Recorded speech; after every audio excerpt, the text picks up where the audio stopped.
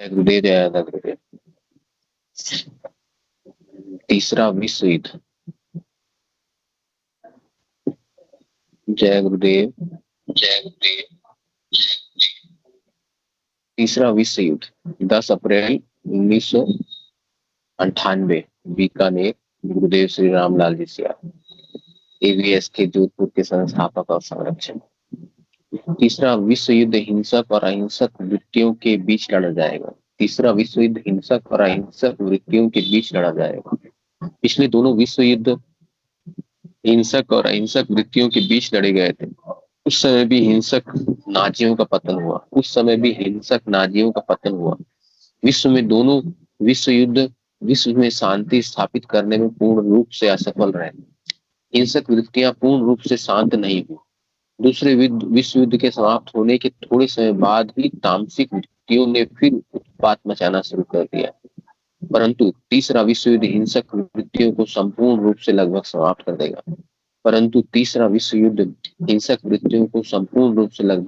कर देगा।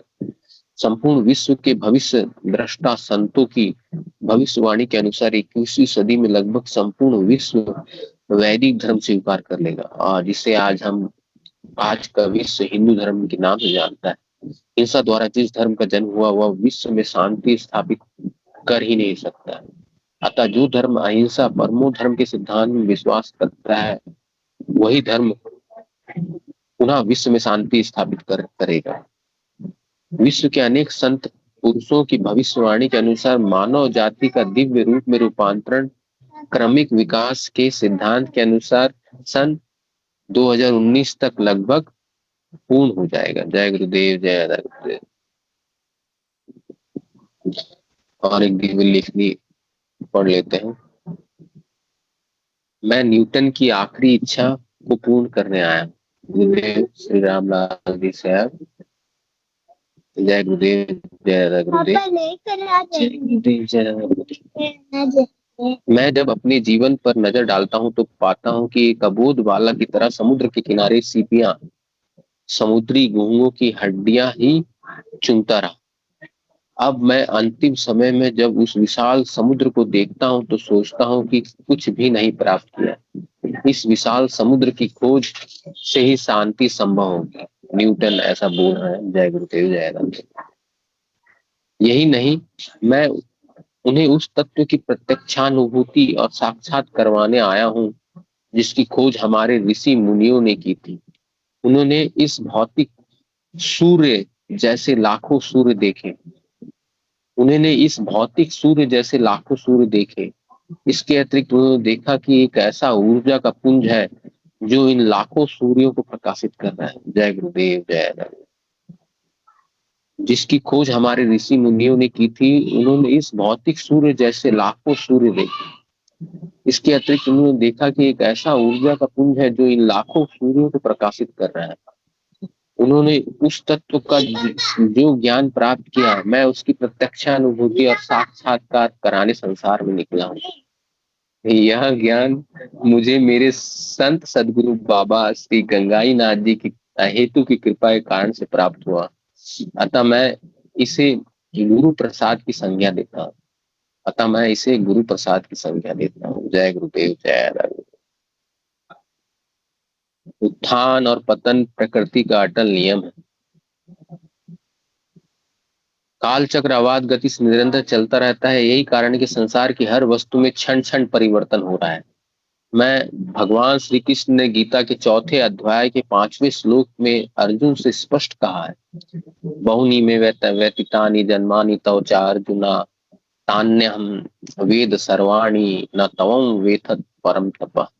हे अर्जुन, मेरे और तेरे बहुत से जन्म हो चुके हैं। हे परम तप, उन सब को तू नहीं जानता है परंतु मैं जानता हूँ। अजो अपि सन्वयात्मा भूतानि मीश्वरो अपि सन प्रकृतिम स्वामधिष्ठाय संभवात्मा माया। मैं अविनाशी स्वरूप अजन्मा होने पर भी, सब भूत प्राणियों का ईश्वर होने पर भी अपनी प्रकृति को अधीन करके योग माया से प्रकट होता हूँ। जय गुरुदेव, जय गुरुदेव। मैं अविनाशी स्वरूप अजन्मा होने पर भी, सब भूत प्राणियों का ईश्वर होने पर भी अपनी प्रकृति को अधीन करके योग माया से प्रकट होता हूँ। यदा यदा ही धर्मस्य ग्लानिर्भवति भारत अभ्युत्थानम अधर्मस्य तदात्मानं सृजाम्यहम्। हे भारत, जब जब धर्म की हानि होती है और अधर्म की वृद्धि होती है, तब तब मैं अपने रूप को रचता हूँ। जय गुरुदेव, जय गुरुदेव। हे भारत, जब जब धर्म की हानि होती है और अधर्म की वृद्धि होती है, तब तब मैं अपने रूप को रचता हूँ। परित्राणाय साधूनाम विनाशाय च दुष्कृताम धर्म संस्थापनार्थाय संभवामि युगे युगे। साधु पुरुषों का उद्धार करने का और दूषित कर्म करने वालों का नाश करने के लिए तथा धर्म स्थापना के लिए मैं युग युग में प्रकट होता हूँ। जय गुरुदेव, जय। उपरोक्त श्लोकों से स्पष्ट होता है कि सतयुग, त्रेता, द्वापर और कलयुग की आवृत्ति अनादि काल से चली आ रही है। बहुत बार हिरण्यकश्यप, रावण, कंस आदि जन्म ले चुके हैं और बहुत बार ईश्वर भी अवतरित हो चुके हैं।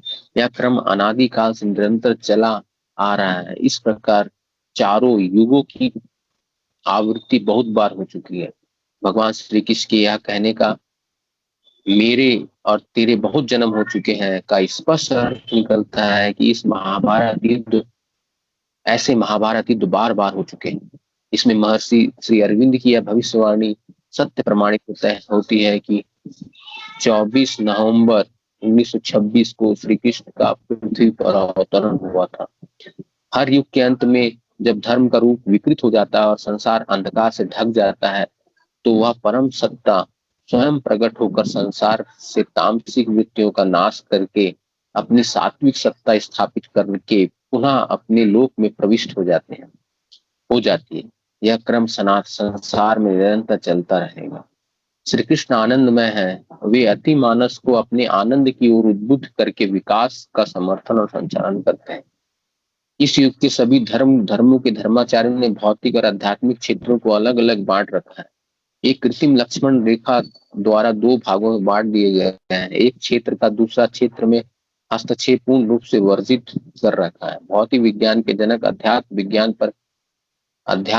पर ऐसे वर्ग ने अपना अधिकार स्थापित कर रखा है जो इनको इसका कुछ भी ज्ञान नहीं है। इस अनाधिकृत अतिक्रमण ने ही संसार को गहन अंधकार में डाल रखा है। इस युग में भौतिक रूप से पूर्ण विकसित देशों में ऐसे तथा कथित धर्म गुरुओं का साम्राज्य है। धन के बदले में हर पाप से मुक्ति प्राप्त करने के प्रमाण पत्र तक दिए जा रहे हैं।